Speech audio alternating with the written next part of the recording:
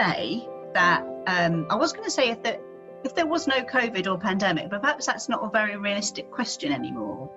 Now let's just do it in our reality, that it might be here for a couple of years and we might get another pandemic. But how do you see the way that we practice law changing or being the same? What do you see happening? I personally think that like the law profession will have like a lot more flexibility and just like a better work-life balance. Like I think before, like working from home was like very much like a privilege, and now because it became a necessity, I think a lot of people and a lot of firms are realizing that, hey, you can have really productive lawyers having that flexibility of working from home, which I think is going to be like overall really beneficial like to the profession itself, because like law is like known to like burn you out, not have a work-life balance, like depending on what field you go to, like you might not even be in the same place like all year long.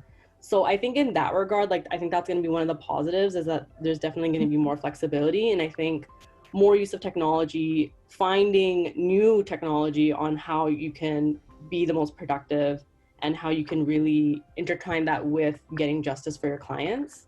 So I'm really excited about that. I think that's probably like one of the most positive things that I'm looking forward to. But at the same time, like as much as like we love technology, like technology doesn't solve all our problems. Like I feel like a lot of like that genuineness and a lot of like that human connection is going to be lost. And like that's really unfortunate, because like law is inherently human. So if like that is not present, or is that not present 100% like how it used to be, then like what is law at the end of the day? Like what is like justice? What is like, how are you increasing the access to justice? Which is like a really big thing that like I've personally dealt with, because like I volunteered at like a nonprofit that like tried to increase the access to justice, was his main proponent. And there's so many different barriers just besides like getting legal representation, like employment, education, all these different things. So like if technology is one of the things that are going to be so heavily used, like how is that going to impact like the increase or the access to justice? Like you want to feel like you're making a difference and you want to feel like you're advocating for your clients, but if you can't to like your fullest capacity, then like what are you doing at the end of the day? And like that doesn't sit right with me. Jasmine, what do you think? Yeah, the whole work-life balance thing, because I use Twitter and I follow a lot of like solicitors and barristers on there. They all said the same thing. They get to spend more time with their kids.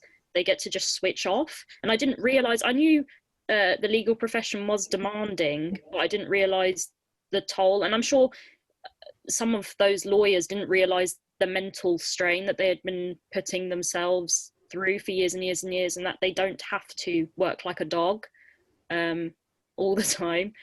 So I guess, yeah, that is a positive, but I don't know how long it will last. Like once you get used to working online and then they start piling up the workload, whether that's gonna, you know, go back to, if everything's going to go back to how it was. Yeah, I mean it's interesting because my work is all in the room, or it was. But I'm quite interested in what you're both saying, that the law is inherently human. And it's interesting, I hadn't really seen it like that. Because in a way, the practice of law is the opposite of that. Because it's not about being human. It's about what is the law?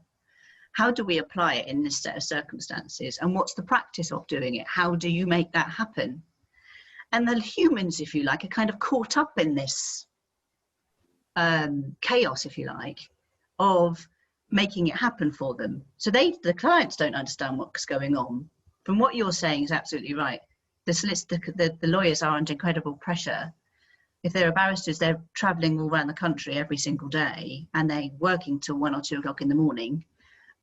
Solicitors are terrible at briefing them at the last minute. I mean, really, the life of a barrister is just absolutely awful, frankly. Change your mind, Jasmine, just saying.